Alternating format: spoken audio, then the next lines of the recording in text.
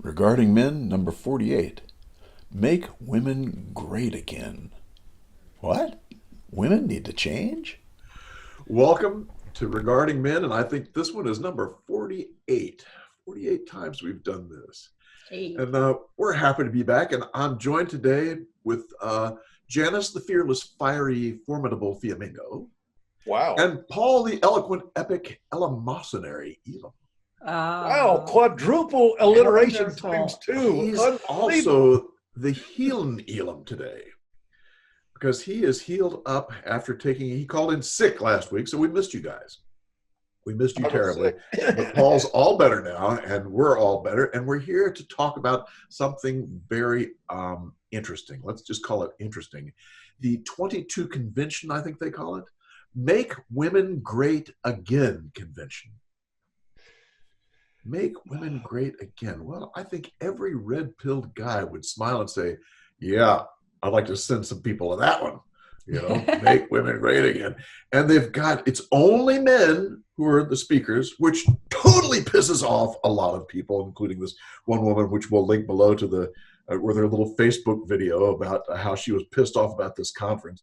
It also promises that if you take this course for $2,000, you can beat the competition and be the ultimate wife. I think my head has exploded. Has my head exploded? I feel like my head has exploded. I think, let me check my Fitbit. What is my resting heart rate? Oh, it's 9,000. This is the most ridiculous thing I have ever heard. First of all, how is a man supposed to tell a woman how to be the ultimate woman? Do you want to make sure that we're doing all your dishes and scrubbing your toilet and cooking you and serving you every meal and making sure that we bring you a beer the second you sit down and sit? Anyway, they've got they call it destined to be the mansplaining event of the century. Pretty good. And among these men are a couple that you probably know. Stefan Molyneux is one. Mike Cernovich is another. And then there's some I don't know. Anthony Johnson, Elliot Halsey, George Bruno, and Alexander Cortez. But I think at least two or three of those guys are fitness trainer types. Yeah. But they're all entrepreneurs.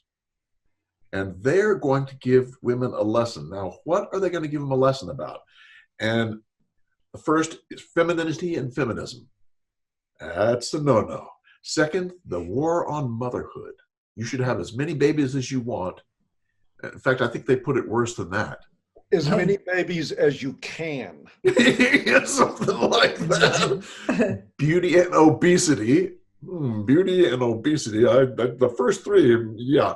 And the last one, the war on love and romance. And I'm not sure that we like that last topic, but the first three sound interesting. Where do we go with this, guys? Oh, Lord. Where do we go with this? Well, first, I've got a little bit of self-disclosure here. I have had two interactions over the years with the organization's founder, Anthony Amazing Johnson. And if you assume there's something a little quirky about somebody who names themselves Amazing, my experience is there is a little bit off. He contacted me once several years ago, 6-7 years ago, something like that, and asked me if I would speak at one of his first conventions, which was basically, this was his sort of pussy hound stage of life, and all the talks were going to be on pussy hounding. So he had contacted the wrong guy for that, and I just let him know I wasn't interested. My talk there would have not done much for the esprit de corps of that event. And then I had another interaction with him just prior to the last ICMI, where he came on Twitter and was questioning why women were allowed to speak at a men's conference. And I got into a little brief Twitter spat with him about that, and noticed at some point and asked him if he had liked his own tweet. And he admitted that he had. His was the only like on his tweet. He had put that like on there, and he told me he had, and I asked him, why are you liking your own tweets? He said, because I'm amazing. So look, I get the premise of both sexes needing to improve. I think that's there's no dispute that, oh my God, we could talk for hours and hours about the shortcomings in how we socialize both men and women and what the standards are for them today. This is not the son of a bitch that I want to hear it from, to be quite honest with you. I guess I give them kudos for making the effort. I think Stefan is probably the best speaker they have. I think he's a very sharp guy. That's great. And probably has a lot of good things to say. Mm-hmm. But this is basically, to me, my impression, this is a conference that's for kids put on by a kid. And there's a long way to go with that. But that being said, I'm ready to participate in talking about the merits of the topic as well. Yeah, I think it's a good sign that there's even a conference that exists that says make women great again, because women do need to be made great again. Yeah. You know, there's a lot of crap that's gone on that's taught women crazy stuff. Mm-hmm. And we do need something like that. Now, whether he's the right guy to do it or not, that's another question. But I was happy to see the title, and I'll be real curious to see if he sells any tickets, because my guess is he ain't going to sell too many, especially since they're $1,999 a piece. Wait, is there something magical about that last dollar? Yeah, it keeps it below 2,000. Yeah, that's down to marketing. yeah. Well, I feel the same way. I hope they sell lots. Yeah, I think you can volunteer at the conference and get a reduced rate, and they have sales, and you can bring a friend, and there's lots of things. Does you that can do, volunteering include making sandwiches? Yeah, I bet it does. Yeah. I mean, I'm willing to cut this guy a lot of slack. Actually, Me too. Partly because he's a young guy, Right. And so he's jumped feet first into a hornet's nest, and but he's passionate about the subject. He wrote to me just recently because I had tweeted about the conference, about a nasty feminist article, dissing the conference, and he wrote, very kindly. So maybe that really predisposed me to. Oh wow, he's okay with you speaking now. It seems like it. Yeah. And he's interested in your feedback. So, yeah. He was very, very friendly, and Good. and I don't really have a problem with guys who bristle at the thought of a woman or various women speaking at a men's rights conference. I mean, you guys have made the choice to have women speak at the ICMIs, and I think that's the right choice, because what we got to do is turn things around. If we're ever going to turn things around, or at least speak to men about men's situation in society today, we've got to do it together. Women have got to be involved in that conversation, and the organizers of ICMI have made that really good decision, I think. But I really get men's anger about that, and and irritation, even like when I see sometimes guys being irritated beneath these videos, make that woman shut up, what's she doing here? Like, I don't take that personally, really, because I don't know, when I try to put myself into a guy's shoes and imagine hearing from women constantly about how they need to change, and how men need to be better, and men need to be allies, and men need to put women first, and men need to devote themselves to women's needs and desires and women's rights. I just think, I'd get to the point where I don't want to hear another bloody thing a woman has to say, even if it's in support of men's issues, and where I just wanted to talk to men. So, I'm not worried about that. I don't take that kind of stuff personally. I get that, Janice, but at the same time, I think it's important to point out the difference in women speaking about things that disproportionately harm men. Yeah. Women telling men who they ought to be and how they ought to be, because we would never have women at an ICMI telling men what they were supposed to be or how they were supposed to be. That's for sure. In the same light, we're not having a Make Men Great Again conference with women speakers. Right.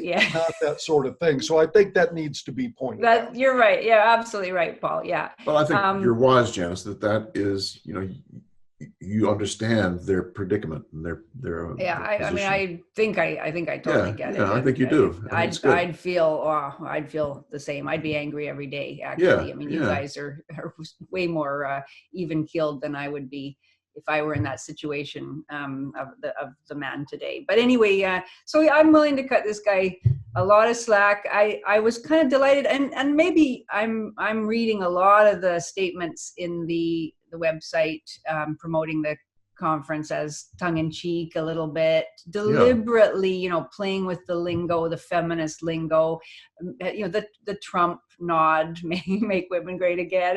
You know, I think it's maybe it's quite serious in some way, but I think it's also deliberately designed to make a lot of people's heads explode. Yes. It is doing that for sure. Yes. And I've seen the organizer, Anthony Johnson, responding with quite a bit of wit and good humor to some really nasty attacks that have been made, saying, you know, thanks for helping us promote this conference.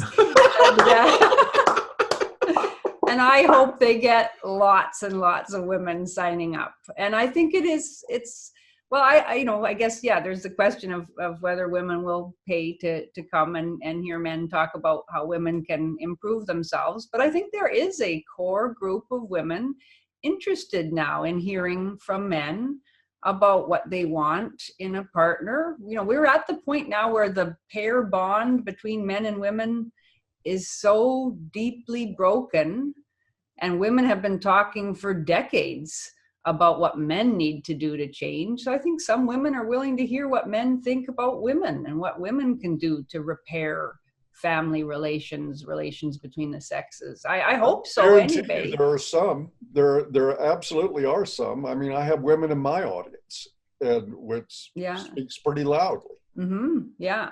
And sometimes it's really refreshing to hear men speaking honestly, even angrily, about what feminism has done to both men and women. Yes. So, you know, to that extent, you know, and a lot of women must recognize that, yeah, body positivity, as it's called, telling women they should get as fat as they want and somehow try to convince themselves that that's really good for their health, good for their self-esteem, etc. Yeah, I think a lot of women recognize that isn't working. It's insane. That's a really serious bit of misinformation to be feeding women over the last 20 years. It's still going on, of course. So to hear men, it really is. Yeah, it's incredible. So to have men speaking frankly about that and other things is pretty darned interesting and kind of refreshing. Yes, I agree. And it is interesting to see the heads exploding right on cue. Wow, you know. I'm sure they knew that. I really do. I mean, I spoke ill of the guy, but that was just my personal experience. But stepping back from it, I have to appreciate the marketing strategy in this, because this is getting covered everywhere. These 21 conventions have been there for quite some time. The media totally ignores them. The media is not ignoring them anymore. Yeah. Right. And in some ways, he may be publicizing his 21 convention, which happens the same weekend as the 22. And he's pulling men in, finding out about the 22, and then they find out about the 21 and they show up. So this may be a ploy to get people into his 21. And the 21 convention sounds like something that might offer a lot of really interesting things for men. It seems like it's about, as you suggested, Tom, entrepreneurial strategies. Yes. You know, how to grow your business, how to feel good about yourself as somebody running a business, how to develop, strategies, self-confidence, and making contacts, and all the mental gymnastics that are necessary to succeed in really difficult circumstances. And so that sounds really positive. You know, I mean, I've never, somehow self-help mentoring types, they don't seem to work for me. I don't know why. I could never believe in myself in the way that they seem to suggest one should, but you know, that it works for a lot of people, and it's just galvanizing to be in a room full of positive energy, talking to other guys that are interested in the same kinds of things. Yes. And then at the same time to maybe have a partner, your girlfriend, your wife, whatever, also attending this other conference, talking about family stuff, talking about romance, talking about, you know, shutting your mind to the toxic messages of feminism. Indeed. Great. You know, more Sounds power good, to them. Yeah, I hope it really takes off. In fact, and Oh, yeah, go ahead, Tom. Paul and I were talking before about maybe someday you and Paul and I should do a red pill cruise. Where for the weekend we go to the islands and people can come with us and join us, and who knows? I'm up for that. That Are sounds you? really fun. Yeah. Very good. We need to think about Absolutely. it. If you like that sounds idea in the great. comments, leave us a comment. Let us know what you think. Yes. Yeah.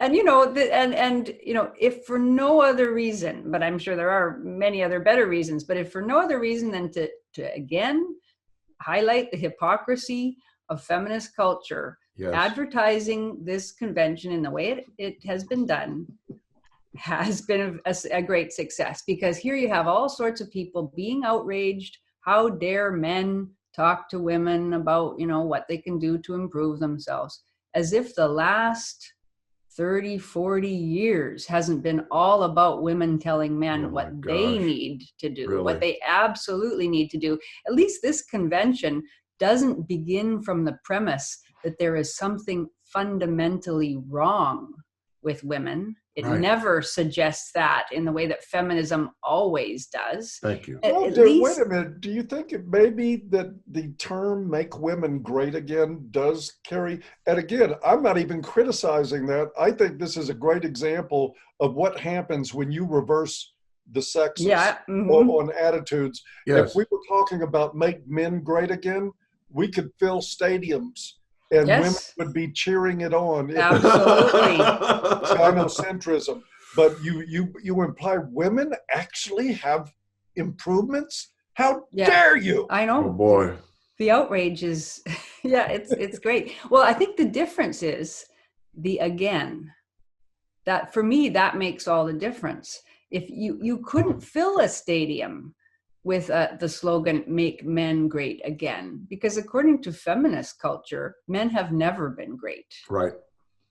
You could fill a stadium with "Make men great" as allies in the struggle for equality. Well, then you'd have all the white ribboners and everybody else, but not again. And so the idea is that feminism has harmed women psychologically and in other ways, because it's turned women away from their true purpose. That's the thing that really, creeps out the feminists. It suggests that women have been great throughout history and have been made not great by feminism just over the past few decades. So, and that's where a lot of, pardon me? In other words, the truth.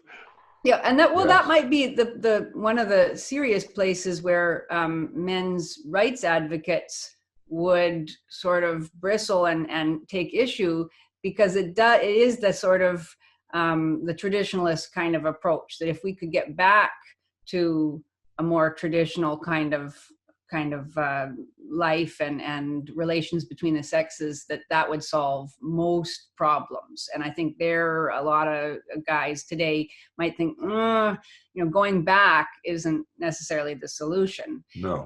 So I think but that is the difference. With these guys, is that what the place they're coming from, as I read all their literature, is definitely not a place of hostility to women. If anything, it's a place of love and even adulation for women, and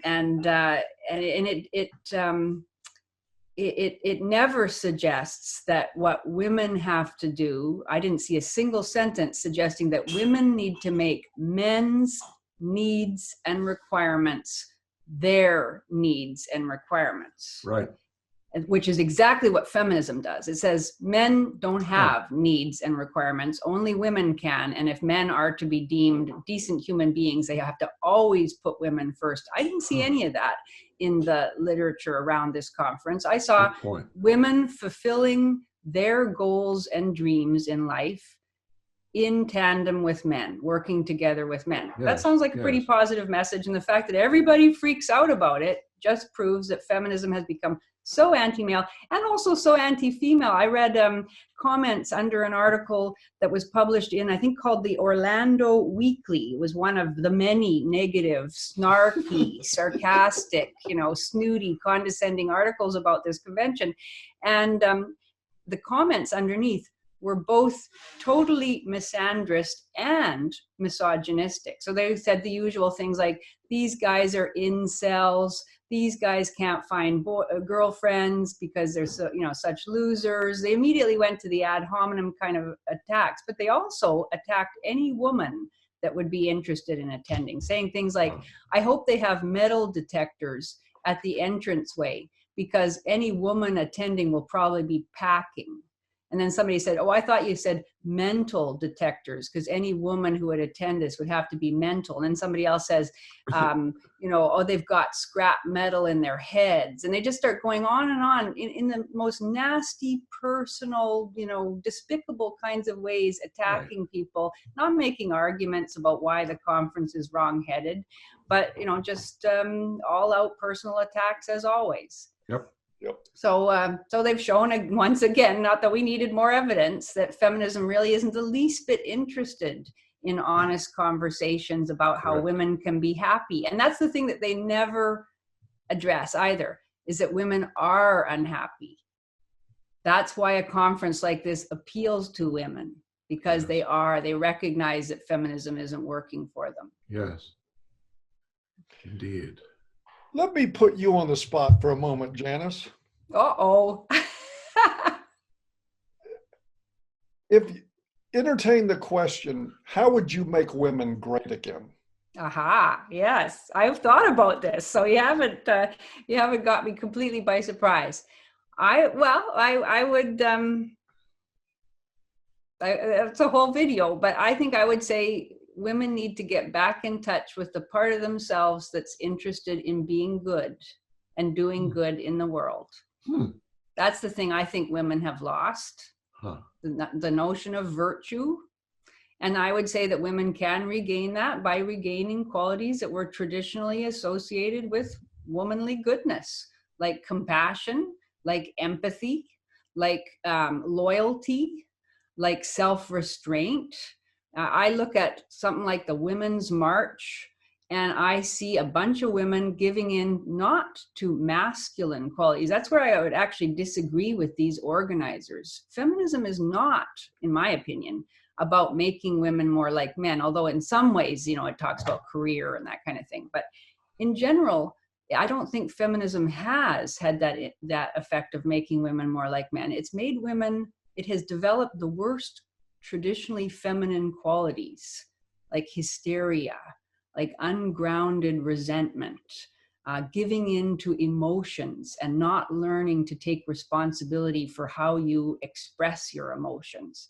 And it has actually not increased some of the masculine qualities that I think we'd all agree are really good, like resilience, mental toughness, not taking things personally when someone disagrees with you. Those are all the things I admire about men that I've tried to change in myself, not always successfully, so that I don't carry this personal grievance out of an argument or disagreement.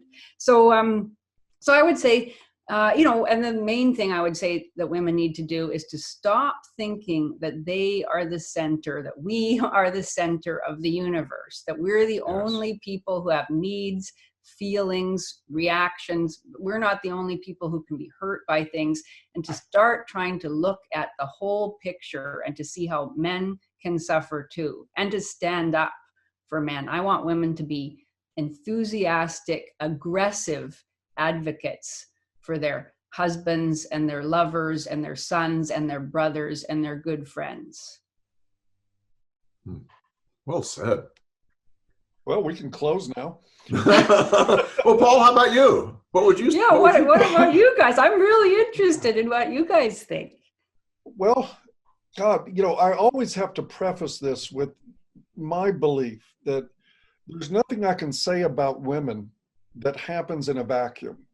There is an interaction between men and women. And so any criticism I make of women, I can find how men enable that problem on the other side wholeheartedly and aggressively enable these problems. It isn't that men just tolerate some of these negatives in women, they breed them in and insist on them. And so I always say, please take what I'm saying with a little grain of salt, because I'm talking about both sexes. But the first thing I would do to make women great again is to disabuse them of the notion that they are oppressed victims and that men are their oppressors. That, Amen. I think, is the most hateful, toxic lie that has ever been spread among the demographic. And of course, this applies, there's so many men that believe this too. Yes. And it's a absolutely hateful, misery-inducing lie. Because Yes. how can women, if they are by their nature a victim class, and that men are their oppressors in life, how could you ever change that? It's a hopeless situation. And what it breeds in women is for them to give up, to blame their own personal shortcomings on patriarchy. Oh, I read an article not too long ago, a woman complaining that her smartphone wasn't designed for a woman's hand, and how that was, and smartphones needed to be redesigned. And this is like, oh my God, no wonder you people are fucking miserable. No wonder you're miserable. Everything in the world is out to get you. That's what you believe. Yeah. And when you think that way, when you believe that way, and I think personally, I've got a lot more reason as a man to see the world as hostile to me in this day and age. And I refuse to give in to that. I refuse to be a victim to that kind of mentality. Right. Exactly. And so that primarily ditch the victimhood. Ladies, you're not oppressed. You live better than 99.9% of human beings have ever lived in the history of mankind. That is the truth. It's an absolute fact. You have more freedoms. You have more at your fingertips than people have ever had. And yet you see yourself as oppressed, and you're in the streets wearing pink pussycat hats, screaming outrageous lies at the world to make yourself look like a victim. And I just see a whole class of absolutely miserable women, and I see a whole class of men making themselves miserable trying to compensate for that in women. Yes. And it's not working. So Well that's my 2 cents. Well said. Interesting. Excellent. Yeah. What about you, Tom? Well, How would you make women great again? I've really enjoyed hearing what you guys have to say. And I can tag on a couple of things. You know, the first thing would be, ladies, learn how to admire and respect the men in your life. You know, when I was a little guy, I'll never forget it. The mothers that I knew in the neighborhood I grew up in really knew how to respect and admire the men in their lives. I could tell. You could tell. They loved them and they admired them. And this is like fuel for men. It is literally like fuel. And the men would respond to that. And guess what, ladies? When you admire and respect the men in your life, he's going to open up. He's going to open up. He's going to tell you things he wouldn't tell you normally. So that'd be number one, is just, ladies, learn how to admire, and don't bullshit either. I mean, don't say something if it's not true, but admire and respect, because that's A, fuel for men, and B, it's going to get you what you want, because he's going to be much more open. He's going to be much more interested in helping you. You know, my parents, I'll never forget it. I mean, they would do things for each other, and it became like a cycle where, you know, they wanted to do more for the other person. This is a relationship. This is a partnership. Yeah, I'll put in this much today. Well, good, I'll do this tomorrow. It's like, this is what makes relationships go. And if you don't put that juice into the relationship, you don't go anyplace. And by not admiring and respecting men, you're dead in the water. You're just dead. The other thing I'd say to ladies is, ladies, look, you have been taught for decades now that all these differences between men and women are only due to socialization. So if men could just try hard enough, they could be just like you. Ladies, deep six that bullshit. That's not true at all. That is completely erroneous. And what I'd say is, do a little study. Find out how men are different from you.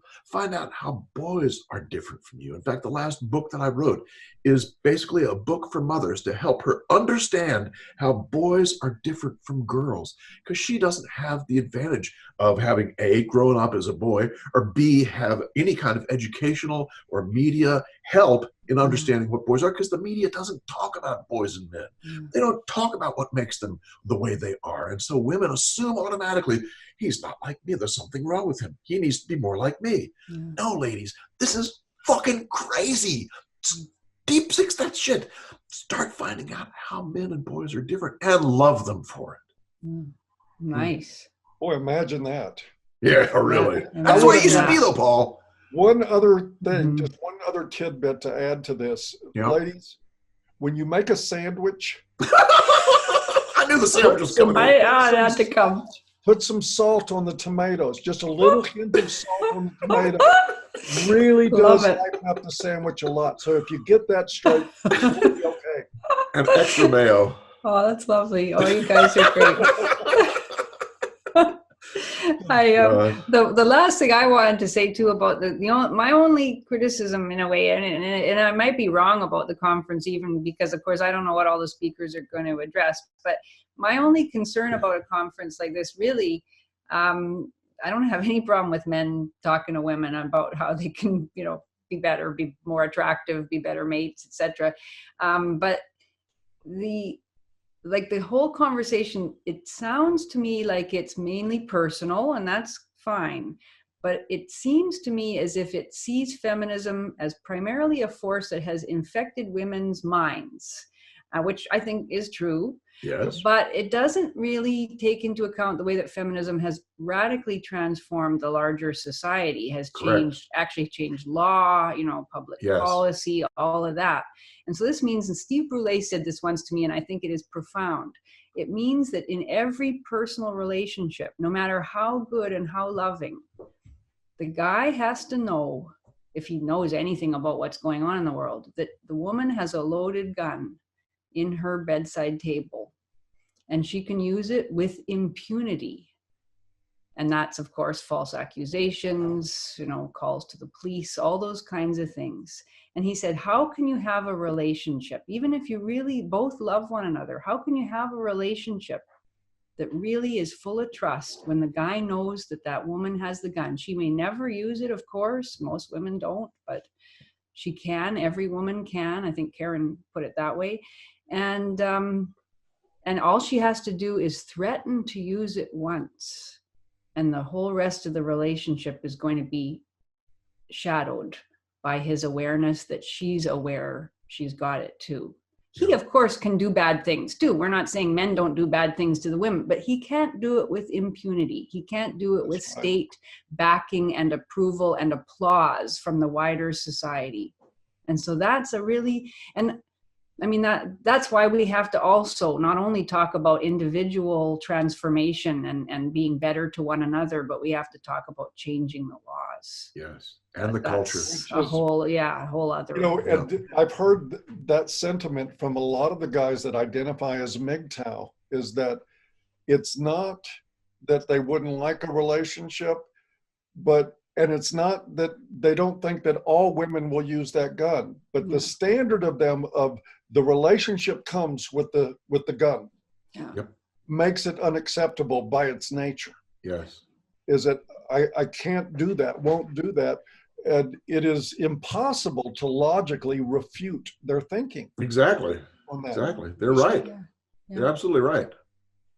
And so when I hear other men's advocates and stuff have a condescending view of MGTOW, or say that's not the answer, that we're just going to even add more fuel to destroying families. Yeah. Sorry, conservatives destroyed families a long time ago. Yes, I know it was the left that brought the policies. Conservatives, I watched Tucker Carlson talk about this the other night. Conservatives stepped back and watched the destruction of the American family and helped participate in it like it was nobody's business. It's true. And all I can say is one of the reasons I'm a big supporter of Trump is because he's changed the Republican Party away from establishment conservatives who have done all this damage. And there may be hope down the road. I don't know. We'll have to wait and see. Yeah. So on that note, on that happy note, I think we should probably end. We'll wish all success to Convention 22. Let's make women great again, indeed. And come visit us at regardingmen.com. Sign up for the newsletter, folks. It's growing and we're enjoying it. And let's plan our red pill cruise. Yeah, what do you think, do Jim? I love it. Sounds like fun, eh? Sounds like a winner to me. That's good. So you all take care. We'll see you next week then. Bye-bye. Bye-bye. Bye-bye.